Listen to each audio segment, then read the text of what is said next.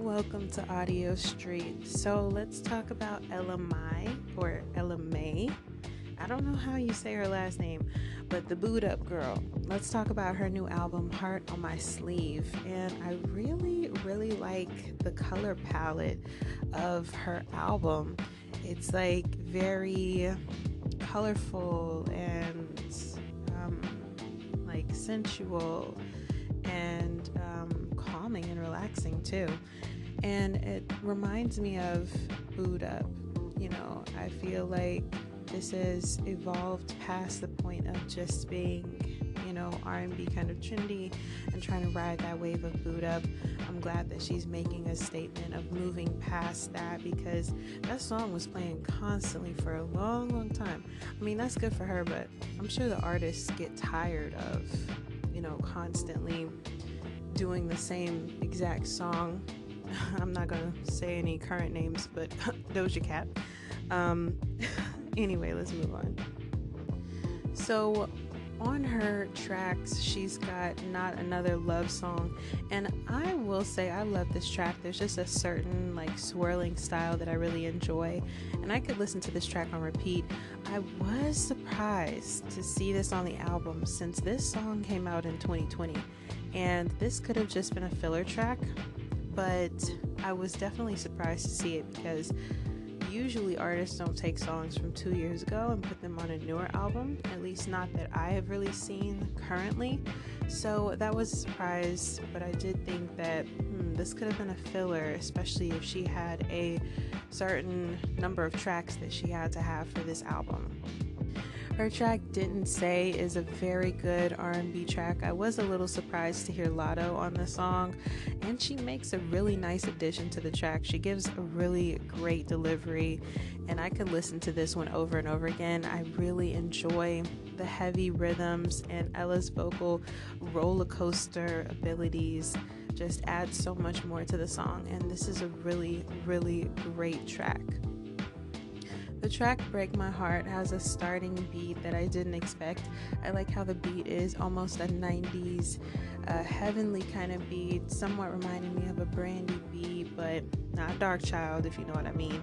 She admits a lot on this track. She's telling her person that she wants to choose them and that they can break her heart because she wants them no matter what. And I feel like that's beautiful, to be that vulnerable within your music, and the beat and everything just hits right. Her track Fallen Angel has a dope futuristic sound, and it's really fun. This gives me the feeling I used to get when I was riding in the car with my cousin when I was little and Maya came on the radio. And if I'm not mistaken, that's Kirk Franklin at the end, and that definitely surprised me because I was not expecting any gospel R&B, but it actually fits very well. It doesn't fit the rest of the album that well, in my opinion. This could have also been another filler track, but I do think that adding spirituality, or this is more along the lines of, I guess, religion, into the track, that's definitely adding her personality, her style. So it probably fit really well to her, but to me, as a just a listener, I feel like this was probably another filler track. Roddy Ricch was also a really nice addition to the album. I like that in the lyric she says how she could switch it up, but then she really does switch things up and she raps on the track, and that's something that is new and unexpected. It also sounds like he gives a little backup singing with Ella, and I thought that he worked really well, and just putting their voices together sounded really well. She really extends her vocal range here and adapts really well with this track. So far so good is what I'm hearing on the album, and each track is fitting except for that Kirk Franklin track. I feel like it just wasn't giving. I mean, it was a great song, obviously. It's just that I wasn't expecting to hear any gospel. I'm really glad that DFMU,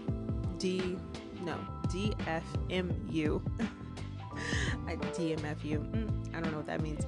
DFMU is a really great radio track. This is an R&B track at its finest. And I think that this is what people look for when they want to hear R&B, and they want to be reminded of how it used to be before other genres took over, especially because, you know, if you're not listening to Summer Walker or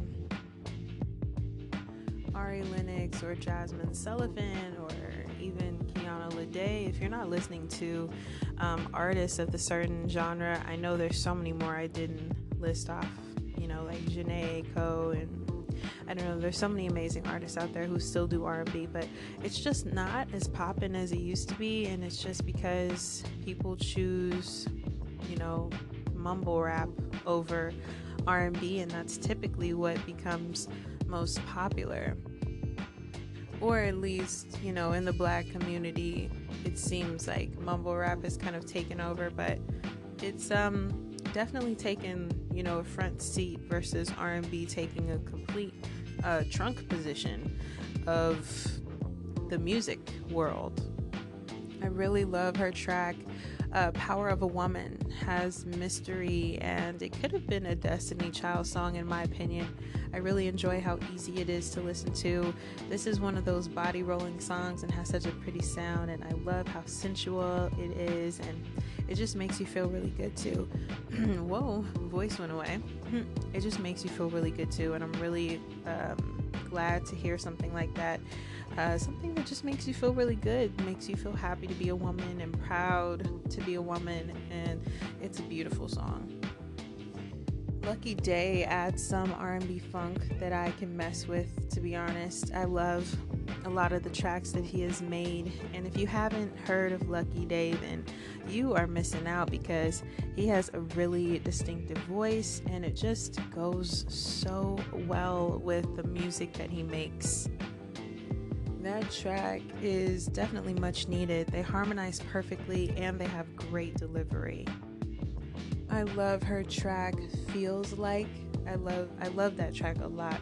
I like how she's able to change her range and adapt with the beat as the song progresses. I like the down the stairs and up the stairs kind of song. I can imagine this video being attitude, sexual, and confident, and I really feel like that's really the embodiment of the album.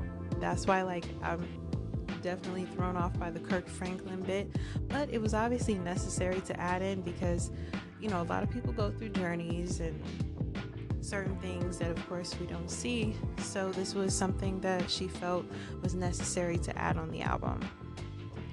Leave You Alone is a really nice track, and I believe all of the tracks on this album were really good. Ella expresses herself in a way that is assertive, and she says exactly what she wants.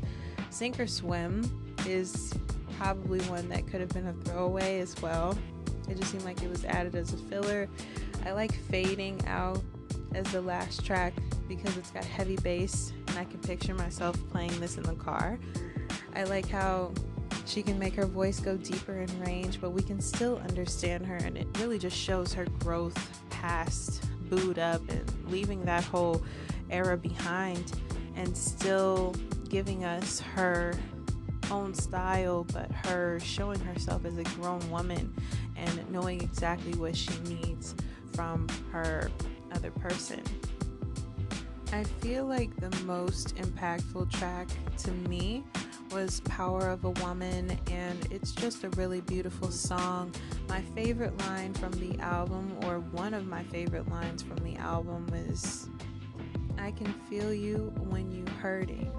You think of the worst things. Let me be your peace of mind. You ain't gotta be all good. It's okay to not be fine. Take a rest and let me hold the line. I like that a lot. It goes together very well. It's very well, I want to say very well thought out, especially because this song represents just a woman being powerful and able to stand up not only for herself but for her man too, if necessary, if safe and necessary. I have a lot of takeaways from this album. I'm honestly I can take the whole album except for the Kirk Franklin song Fallen Angel. It's just not my favorite. I feel like it's not really for me, and maybe even the track Hide, but I feel like All of the songs are really amazing. I actually saw that Kirk Franklin wrote the song Fallen Angel, so that makes a lot of sense.